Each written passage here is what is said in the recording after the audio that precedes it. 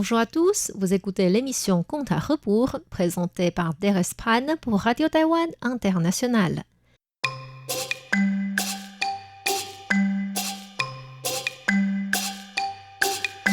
La semaine dernière, nous avons vu qu'à la fête des bateaux de racon, Bai Suzhen n'arrivait plus à maintenir son apparence humaine en raison du souffle yang le plus fort dans l'année, l'encens de moustique et l'alcool de réalgar que son mari Xu Xian avait appliqué sur lui selon les coutumes pour chasser des mauvaises bêtes.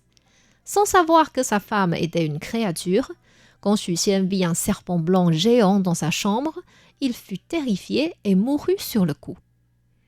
Vers 13 heures, quand le souffle de Yang commença à baisser, Xiaoqing, la servante de Bai Suzhen, revint à la maison.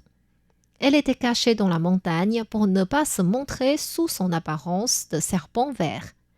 En réalité, sa durée de pratique étant moins de 1000 ans, c'était sûr qu'elle ne pourrait pas lutter contre la force du souffle Yang. Dès qu'elle entra le pas de la porte, elle entendit un bruit bizarre à l'étage, comme si c'était un ronflement, mais aussi fort qu'un tonnerre lointain.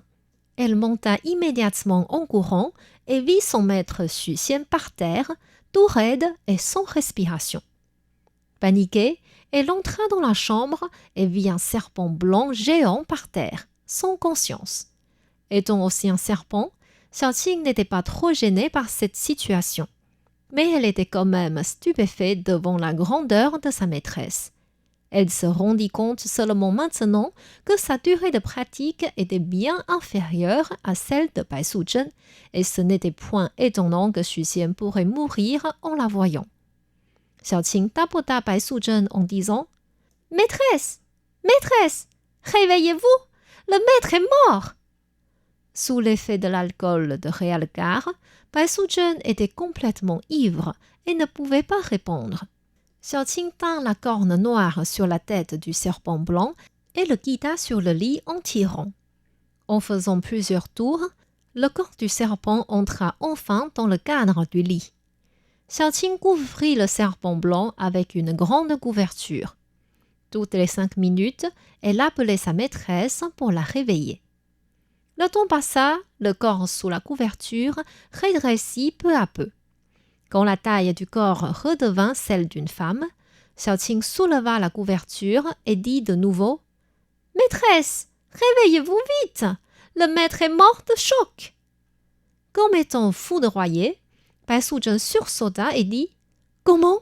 Où est-il? »« Il est à la porte de la chambre !» Bai Suzhen se précipita d'aller le voir, mais étant sans force, elle tomba par terre et ne pouvait que s'avancer en rampant. Arrivée à côté de Xu Xian, elle essaya de souffler dans sa bouche, mais c'était déjà trop tard. Poussant un cri triste, Bai Suzhen pleura. « Xu Xian, reviens! Pourquoi n'es-tu pas allé voir les bateaux de dragon avec les employés? Pourquoi insistais-tu de rester à la maison pour t'occuper de moi? Je t'ai pourtant bien dit que je voulais rester seule sans être dérangée. Je pouvais lutter contre le yang à midi, mais tu m'as fait boire de l'alcool de réalgar avec ruse. Pleurer ne changera pas la situation. À mon avis, nous allons enterrer le maître et préparer une cérémonie solennelle. Ensuite, nous pourrons voyager toutes les deux dans ce monde et je suis sûre que vous trouverez un autre homme aussi bien que lui. De quoi tu parles? Je suis venue sous l'ordre de la déesse Mère d'Or pour rendre grâce à Xu Xian de son bienfait envers moi quelques générations précédentes. Maintenant il est mort, il n'y a plus de raison que je reste vivante dans ce monde. Peut-être c'est le destin qui fait que je ne pourrai jamais devenir un immortel dans ma pratique. Mais toi, tu n'es pas obligé de rester auprès de moi. Va chercher plutôt un autre maître pour t'aider dans ta voie de pratique. » Étant déjà attachée à cette maîtresse, Xiaoqing était un peu triste de se séparer d'elle. Avec son esprit rapide, elle essayait de trouver une solution.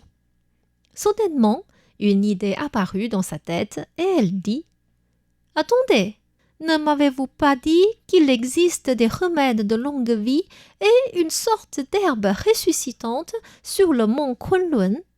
Si nous pouvons en cueillir une, le maître pourra retrouver la vie, n'est-ce pas?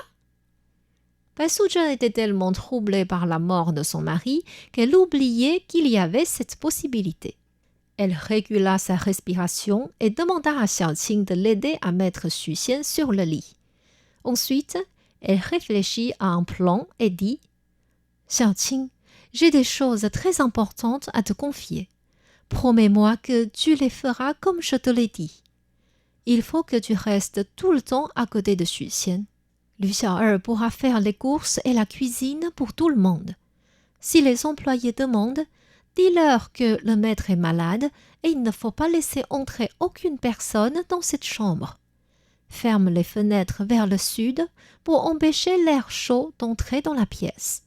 Ouvre les fenêtres vers le nord pour que l'air froid aide à conserver le corps de Xu Xian. Allume une lampe à côté de sa tête. Si cette lampe reste toujours allumée, cela veut dire que je suis encore vivante et il faut continuer de s'occuper de son corps. Mais si la lampe s'éteint, cela veut dire que je suis morte.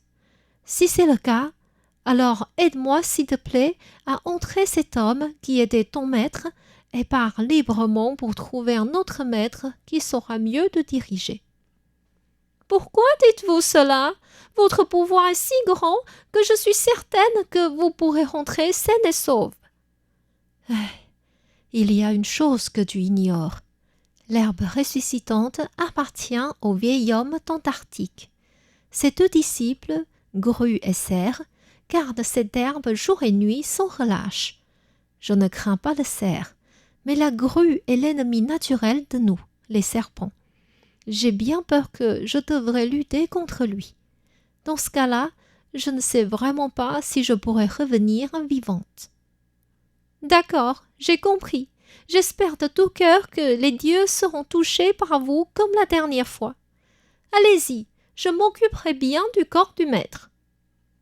Ainsi, Bai Suzhen se déguisa en un servant taoïste, porta une épée sur son dos et partit rapidement sur un nuage. 2 jours plus tard, elle arriva à la frontière du monde humain et la demeure des dieux. Elle descendit du nuage par respect et vit un pont très brillant apparaître devant ses yeux. Si c'était un homme ordinaire, ses yeux seraient éblouis et voilés par cette lumière sans voir l'entrée.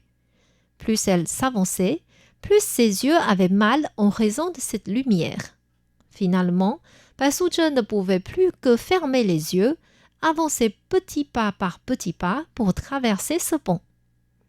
Arrivée de l'autre côté du pont, un monde magnifique s'étala devant elle.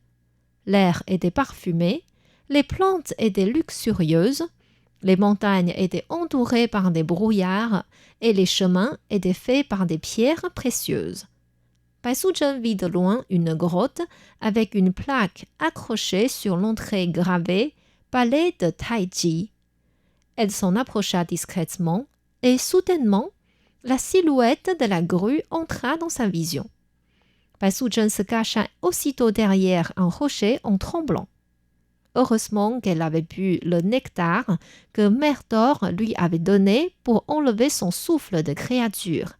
Sinon la grue sentirait tout de suite un serpent non loin. Elle entendit le cerf sortir de la grotte et dit « Grand frère, le maître vous appelle. »« Que veut-il » ?»« Je ne sais pas. Il ne me l'a pas dit. Il a seulement dit qu'il voulait vous voir. »« D'accord. Surveillez bien le four d'alchimie et l'herbe ressuscitante. Je reviens tout de suite. » Une fois que la grue disparut à ses yeux, Bai Suzhen sortit de sa cachette. Elle s'inclina devant le cerf et le salua. « Bonjour, veuillez m'excuser. » Surpris, le cerf s'inclina aussi en retour et demanda « Bonjour, qui êtes-vous? Pourquoi êtes-vous ici? » « Je suis le servant de l'immortel Lu Dongbing. Nous nous sommes rencontrés il y a des centaines d'années au palais Jade de la reine mère de l'Ouest. » Même si le cerf ne se rappelait pas vraiment de ce servant, il répondit par politesse. « Ah, c'est pourquoi vous m'avez l'air familier. Qu'est-ce que je peux faire pour vous ? Mon maître m'a envoyé ici car nous sommes en train d'organiser la réunion annuelle des immortels. Il voudrait savoir quelle date convient mieux à tout le monde. Pourriez-vous poser la question à votre maître ? D'accord, pas de problème. Mais je dois surveiller ce four d'alchimie et cette herbe ressuscitante pour que les bêtes ne viennent pas dévorer les remèdes. Est-ce que vous pouvez prendre ma place un petit instant ? Je reviens immédiatement. Oui, oui, pas de problème. Une fois que le cerf la quitta, Bai Suchen s'avança tout de suite vers l'endroit où il avait montré avec le doigt. Effectivement, l'herbe ressuscitante était là, à côté du four d'alchimie. Sans hésitation, Bai Suchen cueillit avec douceur une feuille de la plante et partit rapidement. Même si elle avait peur d'être rattrapée, elle n'osait pas partir sur un nuage de peur d'offenser le maître de ce lieu. Alors, est-ce que Bai Suchen pourra partir sans difficulté ? Est-ce qu'elle pourrait rentrer chez elle et sauver la vie de Xu Xian avec l'herbe volée ? Pour connaître la suite de l'histoire, je vous invite à revenir la semaine prochaine à notre émission Conte à rebours sur RTI.